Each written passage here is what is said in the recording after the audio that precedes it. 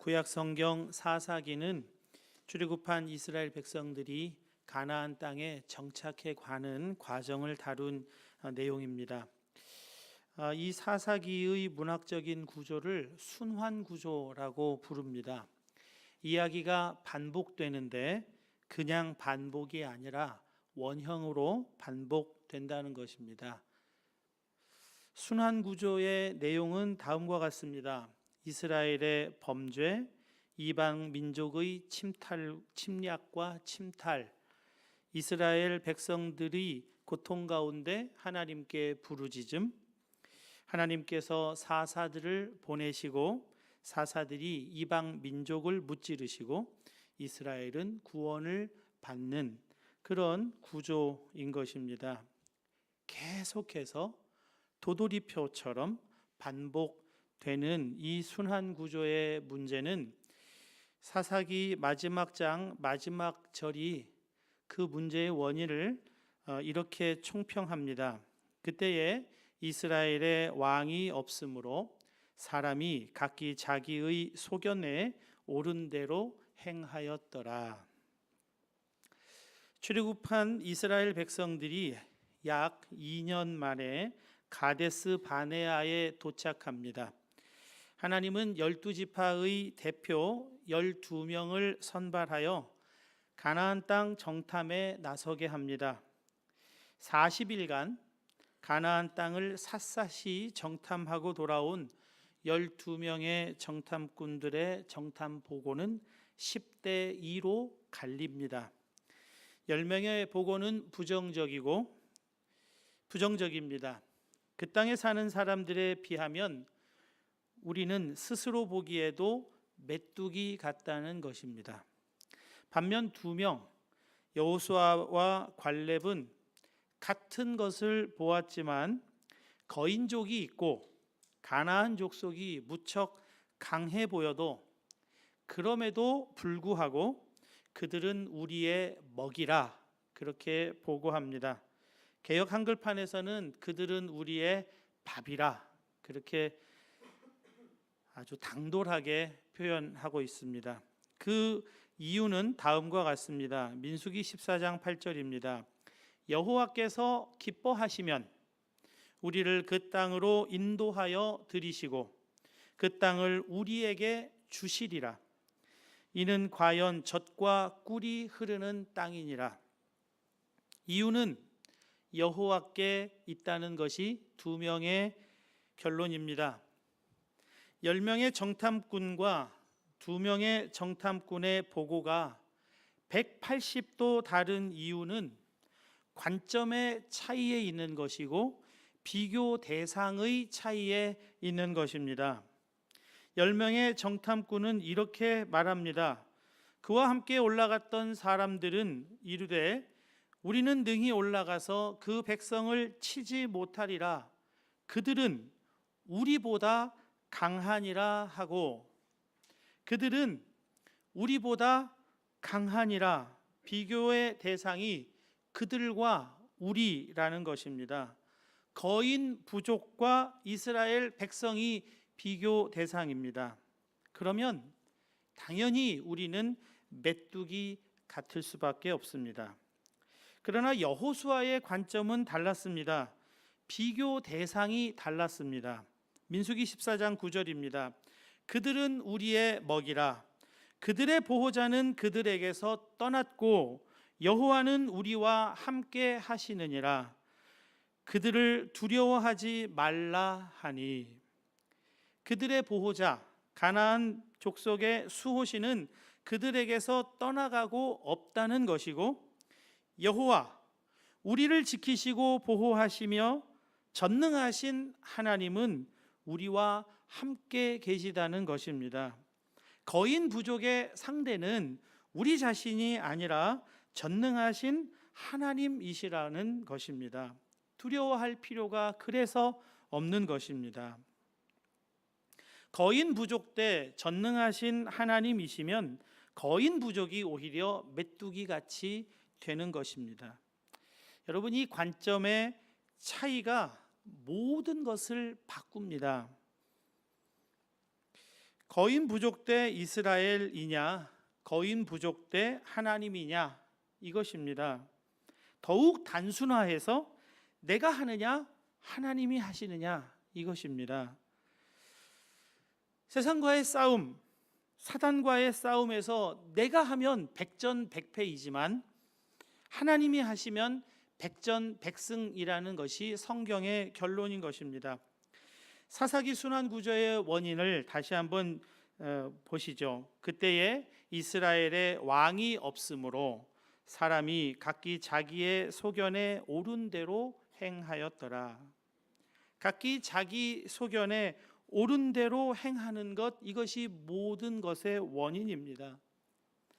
우상 중에 가장 무서운 우상이 바로 자기 소견에 옳은 대로 행하는 자아의 문제이고, 자아가 우상이라는 것입니다. 내가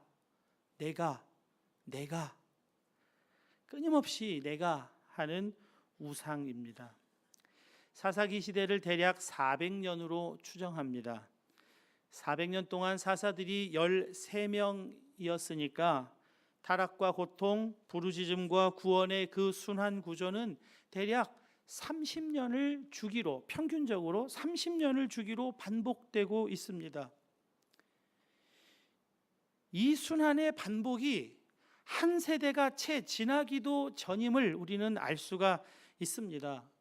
부모 세대의 그 참혹하고 고통스러운 경험과 놀라운 구원의 기쁨이 자녀 세대에서는 까맣게 잊혀지고 있다는 것입니다.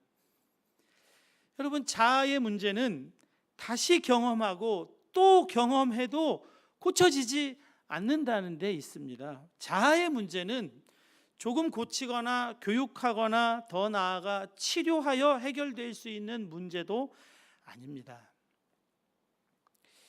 기독교 초기부터 교회에는 이단들이 교회를 혼란스럽게 했습니다. 교회를 가장 혼란스럽게 했던 대표적인 이단을 영지주의 이단이라고 합니다. 영지주의 이단이 이단인 이유를 성경이 이렇게 밝히고 있습니다. 요한일서 1장 2절 3절입니다. 예수 그리스도께서 육체로 오신 것을 시인하는 영마다 하나님께 속한 영이요, 예수를 시인하지 아니하는 영마다 하나님께 속하지 아니하였나니.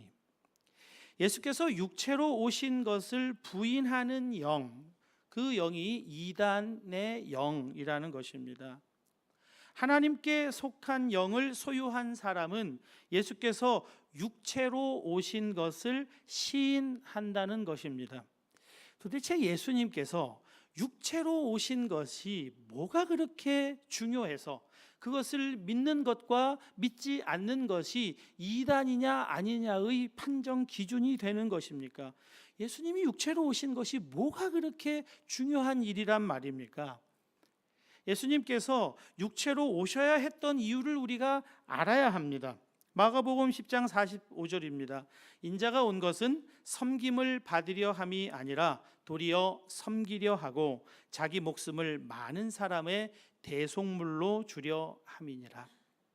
염소와 송아지의 피로 하지 아니하고 오직 자기의 피로 영원한 속죄를 이루사 단번에 성소에 들어가셨느니라.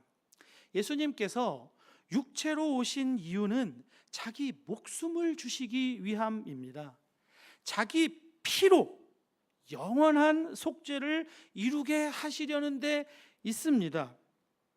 육체로 오시지 않으면 자기 목숨을 주시는 이 일도, 자기 피로 속죄하는 이 일도 다 헛것이 되기 때문에 그렇습니다.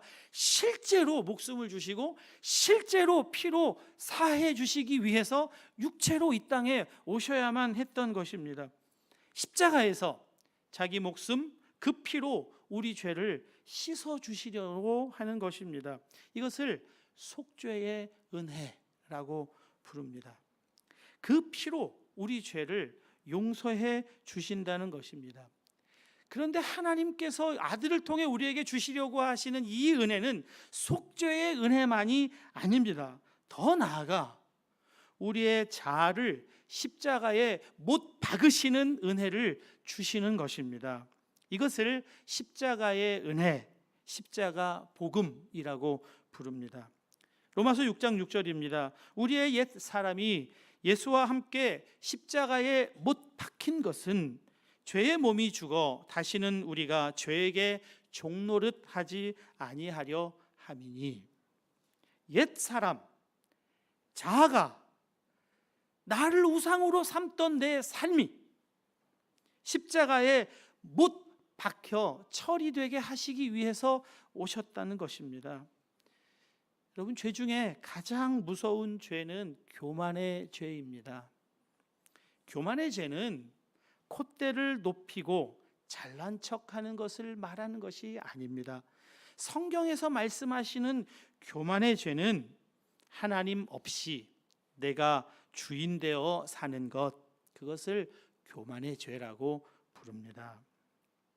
여러분, 예수님을 믿는데도 염려가 있고 불안이 있다면 그것은 염려거리와 불안거리 때문이 아니라 교만의 죄 때문입니다. 세상과 사단과 내가 싸우려고 하기 때문에 반드시 불안, 염려, 두려움이 뒤따르게 되어 있는 것입니다. 내가 예수님과 함께 십자가에 못 박혔다고 하는 것은 불안, 염려, 두려움이 사라지는 것을 의미합니다. 염려를 만들어내는 내 자아가 십자가의 죽음으로 처리되기 때문에 그렇습니다.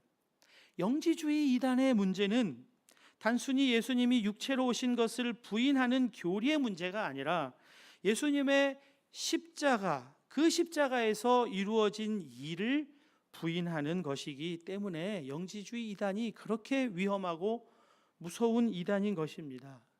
십자가에 못 박혀야 할 자아의 문제를 부인하고 있어요. 십자가에 못 박히지 않아도 되고 신비로운 지식만 내가 습득하면 영원히 천국에서 살아갈 수 있다는 이 지식을 붙들고 살아가는 것이 문제라는 것입니다. 자아의 죽음은 오직 십자가에서만 이루어지기 때문에 그렇습니다. 오늘 본문 8절, 9절 말씀이 삼위일체 하나님께서 모든 지혜와 총명을 우리에게 넘치게 해주사 그 뜻의 비밀을 우리에게 알리게 하셨다 하십니다. 모든 지혜, 총명을 넘치게 받아서 우리가 알아야 할 비밀이 있습니다. 이건 우리의 지식으로, 우리의 경험으로는 알 수 없는 것이기 때문에 하나님께서 모든 지혜와 총명을 우리에게 넘치게 주십니다. 이 비밀을 알아야 되기 때문에 그렇습니다. 그 비밀, 그것은 예수 믿는 우리는 이미 예수님과 함께 십자가에 못 박혔다는 것입니다. 우리가 십자가에서 죽었다. 여러분, 이것은 우리의 경험으로는 알 수가 없고 우리의 경험으로는 동의할 수가 없습니다. 모든 지혜와 총명이 우리에게 부어질 때 이 지식을 소유하게 되고 이것을 알게 되고 동의하게 되는 것입니다. 이 지식이 우리의 관점을 바꾸고 비교 대상도 바꾸는 것이며 인생 전체를 바꾸는 지식인 것입니다. 모든 지혜 총명으로 우리가 알아야 할 지식은 십자가 복음입니다. 이것이 삼위일체 하나님께서 모든 믿는 자에게 주시는 신령한 복인 것입니다. 지난주에 말씀드렸죠. 신령한 복, 그것은 은혜요 십자가 복음인 것입니다. 에베소서 1장 7절입니다. 우리는 그리스도 안에서 그의 은혜의 풍성함을 따라 그 피로 말미암아 속량 곧 죄 사함을 받았느니라. 이것이 신령한 복이에요. 우리에게 이미 주어져 있는 복입니다. 예수님을 믿는 많은 사람들이 아직도 자기는 예수님 믿어서 복 받은 게 없다는 생각을 하고 복 받은 게 없다고 그냥 말을 합니다. 몰라도 너무 모르기 때문입니다. 예수님을 믿는 것 자체가 우리에게 넘치는 복이요, 예수님과 함께 내가 십자가에 못 박혀 이미 죽었다고 하는 것이 우리에게 놀라운 복입니다. 모든 지혜와 총명을 넘치게 받아야 알 수 있는 이 지식을 위해서 여러분 다른 지식, 다른 총명 구하지 마시고 바로 이 지혜, 이 총명을 구하셔야 됩니다. 후히 주시고 꾸짖지 아니하시는 하나님께서 주시겠다고 약속했기 때문입니다. 여러분 사사기 30년마다 반복되는 악순환의 고리를 끊어버릴 수 있는 이 길은 자기 소견대로 살아서 이 악순환의 고리 속에 빠져있는 사람들에게 이 고리를 끊을 수 있는 길은 내가 죽는 것입니다. 10명의 정탐꾼이 젖과 꿀이 흐르는 땅 가나안을 보고도 부정적인 관점으로 보고한 것은 그 땅의 문제가 아니라 사람의 문제가 아니라 내가 죽지 못해서 내가 하려고 하니까 부정적으로 보이는 것입니다. 그러나 여호수아가 두려워하지 말라고 그 땅으로 올라가자고 정반대로 보고한 것은 여호수아가 용감한 사람이기 때문이 아니에요. 여호수아가 얼마나 겁이 많은 사람이었으면 모세가 여호수아에게 자기의 지도권을 넘겨주면서 담대하라, 두려워하지 말라 여러 차례 얘기할 정도로 그 사람은 그렇게 용기 있는 사람이 아니었습니다. 그런데도 그 거인 부족을 보고 그 땅의 강성한 가나안 족속을 보고도 두려워하지 말라고 말했던 그 이유는 내가 아니라 하나님이 하신다는 것을 믿었기 때문이에요. 그리고 그는 그 믿음대로 되는 놀라운 승리를 경험합니다. 40년 광야 생활을 끝내고 요단강을 건너간 이스라엘의 첫 번째 정복 전쟁이 여리고 함락 전쟁입니다. 여리고성은 성서 고고학자들의 발굴로 실제 했던 성으로 실제 했던 전쟁으로 이미 밝혀져 있습니다. 성벽의 높이는 12m, 성벽의 두께는 6m에 달하는 어마어마한 막강한 성입니다. 이러한 성들을 공략하는 전쟁을 공성전이라고 합니다. 공성전의 대부분의 전략들은 성을 굳건하게 막고 있는 그 문을 깨고 들어가는 겁니다. 또는 투석전, 거대한 돌을 그 성 안으로 날리고 성벽으로 날려서 깨뜨리는 방법이 있고요. 성벽 밑으로 굴을 파고 들어가서 성벽 밑으로 그 안으로 들어가는 방법도 있습니다. 또는 같은 높이의 토성을 쌓아서 들어가는 방법도 있었습니다. 우리나라 고구려 시대 안시성을 당나라 태종이 그렇게 정복하려고 토성을 쌓았던 적도 있습니다. 그러나 이 모든 공성전 전략을 모두 제쳐놓고 하나님은 말도 되지 않는 공성전 전략을 세워주십니다. 여호수아 6장 3절입니다. 너희 모든 군사는 그 성을 둘러 성 주위를 매일 한 번씩 돌되 엿새 동안을 그리하라. 7일째에는 7번 성을 돌라고 하십니다. 전 세계 어느 전쟁사에서 찾아볼 수 없는 유례가 없는 전략입니다. 전무후무한 전략이요 말도 되지 않는 전략입니다. 그런데 여호수아가 여기에 순종합니다. 땅을 밟으면서 뭔가 성경에 기록되지 않은 뭔가를 했겠지. 여러분 이렇게 추측하시지 마십시오. 하나님께서 그들에게 성을 돌라고 하신 것은 성을 도는 저들의 행위에 도움을 얻기 위해서 하라고 하신 게 아닙니다. 저들의 도움이 없어도 하나님은 얼마든지 하실 수 있는 분이세요. 다만 성을 돌라고 하시는 이유는 그들이 하나님께서 하시는 것을 실제로 체험하게 하시려는 하나님의 배려인 것입니다.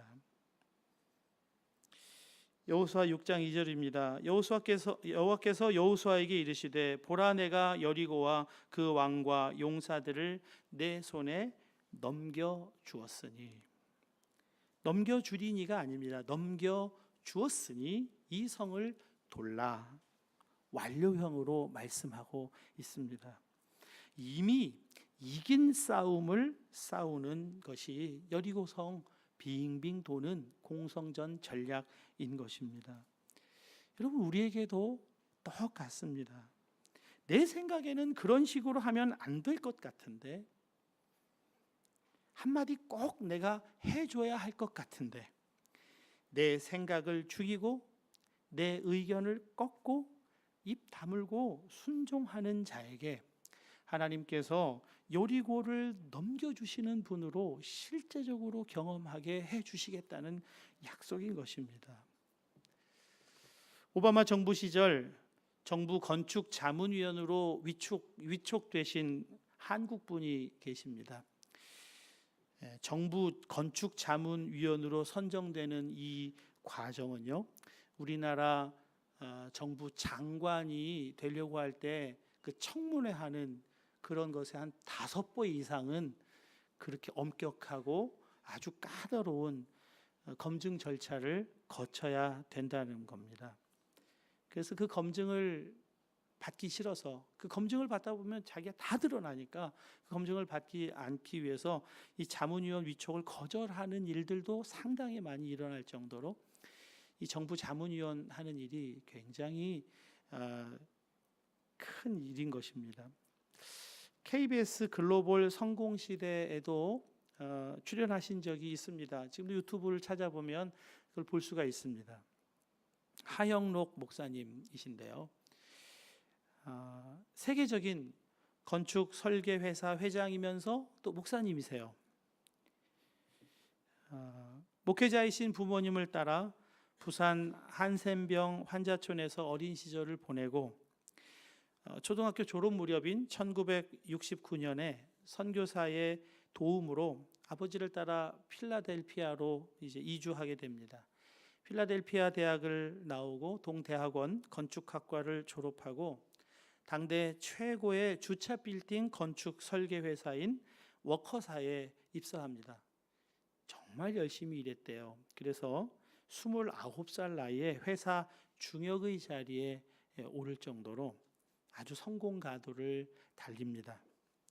아내와 2딸의 아빠인 그는 세상에 부러울 것이 없었고 오직 나와 내 가족을 위해서 그냥 최선을 다해서 살았고 세상 부러울 것이 없었다는 것입니다. 그러한 삶이 영원할 것 같았는데 불행이 예고 없이 다가옵니다. 1991년 10월 운전하는 중에 고속도로에서 그냥 의식을 잃어버려요. 아주 큰일 날 뻔했죠.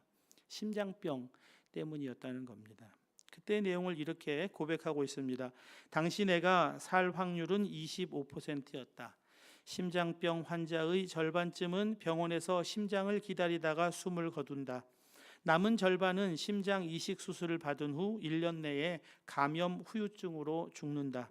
그리고 성공적으로 이식을 받은 사람도 평균 수명이 10년 남짓이다. 그러니 내가 성공적으로 이식 수술을 받는다 해도 10년 정도 더 살 확률은 25%인 셈이다. 병원에 있는 동안 심장을 기다리던 많은 사람들이 죽어갔다. 바로 그곳에서 나는 생명의 주인이 누구인지 알게 되었다. 그리고 주님의 은혜가 아니고선 살아갈 소망이 없다는 사실도 깨닫게 되었다. 이때 하영록 목사님은 한번 죽음을 통과했다. 그렇게 고백합니다. 내가 아니라 주님의 은혜로만 사는 것이 무엇인지를 실제로 알게 됩니다. 십자가 복음을 그 과정을 통해서 경험하고 십자가를 통과하는 일이 그때 있었습니다. 그리고 그렇게 해서 탄생한 기업이 세계적인 건축 설계 회사 팀 하스라고 하는 회사이고, 이 기업의 운영 철학이 잠언 31장이라고 이 책에 기록해 두고 있습니다. P31인데요. 혹 읽어보기 원하시는 분 있으면 제가 빌려드릴 수 있겠습니다. 이 책의 부제가 성경대로 비즈니스 하기입니다. 여러분, 세상에서 성경대로 살기가 쉽습니까? 만만합니까? 어렵습니다.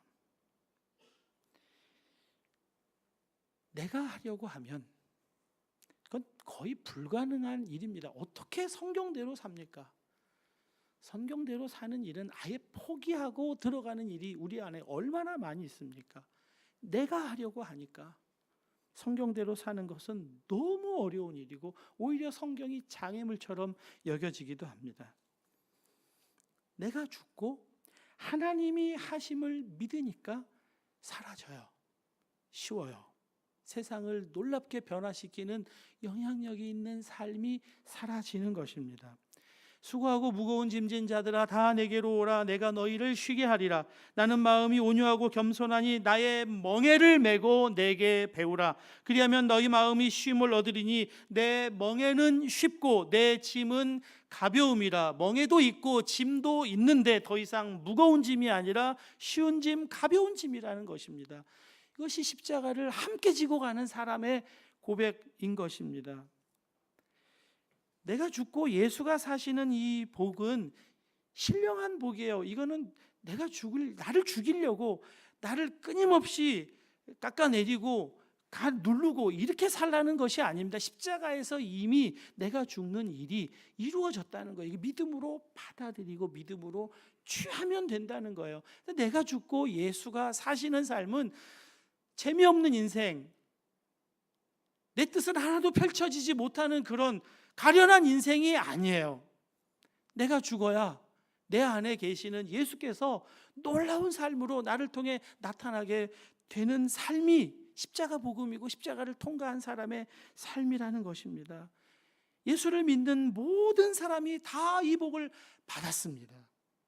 문제는 믿음으로 이 복을 내가 취하며 누리며 살아가는가, 그것입니다. 예수와 함께 십자가에 못 박히는 것을 정말 믿고 아는 그리스도인은 위의 것을 생각하고 땅의 것을 생각하지 않습니다. 위의 것을 찾아요. 하늘에 속한 것, 영혼에 속한 것, 변함없는 가치, 즉 그 모든 것을 다 가지고 계시는 예수님을 계속해서 바라보며 살아가는 것입니다.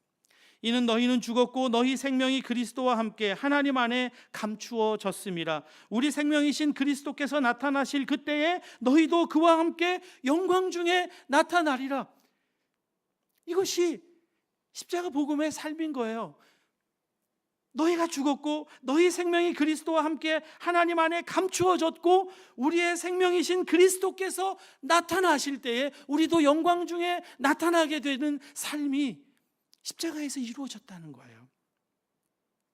사랑하는 여러분, 이것이 교회의 영광입니다. 이것이 교회의 영광입니다.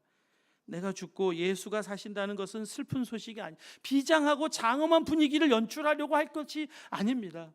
내가 죽고 예수가 사신다는 것이 영광이라는 거예요. 나를 통해 하나님이 하심을 경험하는 것이고 그것을 바라보고 사는 것입니다. 우리가 정말 노력해서 최선을 다해서 이루어지는 일들이 있어요. 그것이 이루어질 때 많은 사람들은 오히려 허탈감을 느낍니다. 내가 이거 이루려고 했나? 내가 하지 않고 하나님이 하시면 그 일이 이루어질 때 내가 한 것이 아니라 살아계신 하나님이 하셨다는 것을 경험하기에 그 기쁨은 말로 다 할 수가 없는 것입니다. 사랑하는 한마음교회 성도 여러분, 내가 죽고 예수가 사시는 이 복음으로 정말 영광 가운데 사실 수 있기를 축복합니다. 내가 죽고 예수가 사신다는 것, 그것은 개인에게는 복이 될 수도 있겠지만 교회의 영광인가 하는 이 부분을 어떻게 이해할 수 있겠습니까? 삼위일체 하나님은 우리의 죄를 사하시고 우리의 자아를 십자가에 처리하신 목적을 오늘 성경이 밝혀주고 있습니다. 10절입니다. 하늘에 있는 것이나 땅에 있는 것이 다 그리스도 안에서 통일되게 하려 하심이라. 예수님께서 십자가에서 이루신 일, 내가 죽고 예수 생명으로 사시는 이 놀라운 일의 목적은 성경이 통일, 하나됨이라는 거예요.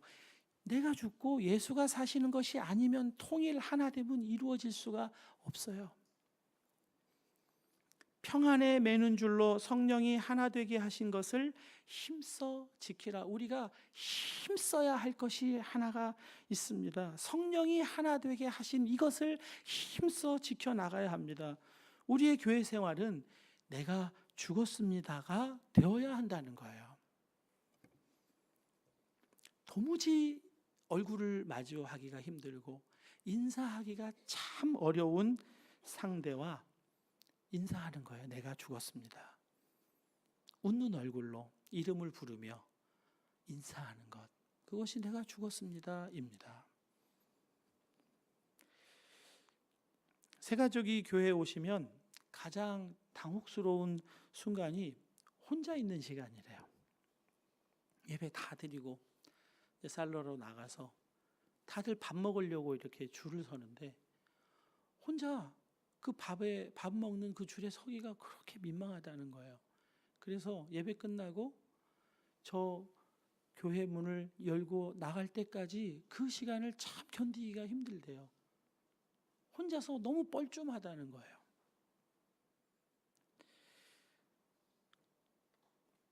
새가족 교육을 하는 동안에는 그래도 새가족 팀이 섬기고 또 함께 해주니까 그래도 좀 있을 만한데 이제 그게 다 끝나고 나면 혼자인 거예요. 밥은 먹고 싶은데 먹지 않기로 결정하고 그냥 교회 문을 열고 나가요. 그런 이유는 다 설명하기가 어렵죠. 어떻게 그런 걸 다 표현을 하겠습니까? 얘기 안 하고 그냥 나가는 거야. 저 약속이 있어서, 다음 일정이 있어서. 혼자 있기가 어려워서랍니다. 우리 서로 친한 사람들 있잖아요. 일주일에 한 번 만나서 너무 반갑죠. 그런데 그 반가운 그 친한 사람과 식사하기를 포기하고 처음 나와서 어색해하고 낯설어하는 사람에게 다가가서 같이 식사합시다. 같이 밥 먹읍시다. 이게 내가 죽었습니다. 입니다. 자막이 조금 늦게 올라와도 악보가 조금 늦게 내려가도 뒤 돌아보지 않는 것. 이것이 내가 죽었습니다.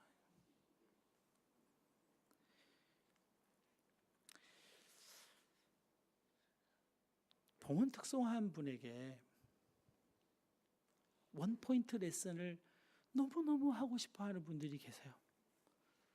그래서 봉헌 특송 하고 나서 너무 잘 들었다고 하면서 이 부분은 조금 바꿔주면 좋겠다고 얘기를 너무너무 하고 싶은데 그것을 꿀꺽 삼키고 안 하고 그냥 기도해 주는 것. 이것이 내가 죽었습니다. 그거예요. 원포인트 레슨 받아서 그게 바뀔 것 같으면 벌써 다 바뀌었을 겁니다. 여러분. 너무나 사소해 보이는 이것들이 교회를 하나 되게 해요.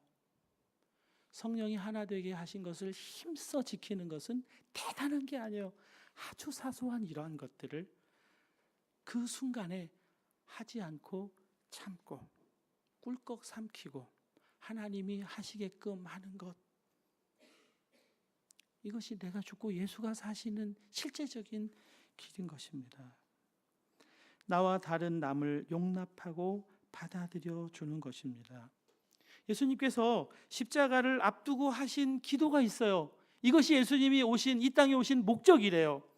요한복음 17장 21절입니다. 아버지여, 아버지께서 내 안에 내가 아버지 안에 있는 것 같이 그들도 다 하나가 되어 우리 안에 있게 하사 세상으로 아버지께서 나를 보내신 것을 믿게 하옵소서. 교회의 하나됨이, 그리스도 안에서 교회가 통일되고 하나 되는 것만이 세상으로 하여금 예수께서 이 땅에 오셨었구나, 예수가 계시구나라는 것을 믿게 한다는 거예요. 그것을 위해서 통일되게 하려 하신다는 거예요. 그리스도 안에서의 통일, 하나됨이 교회의 영광입니다.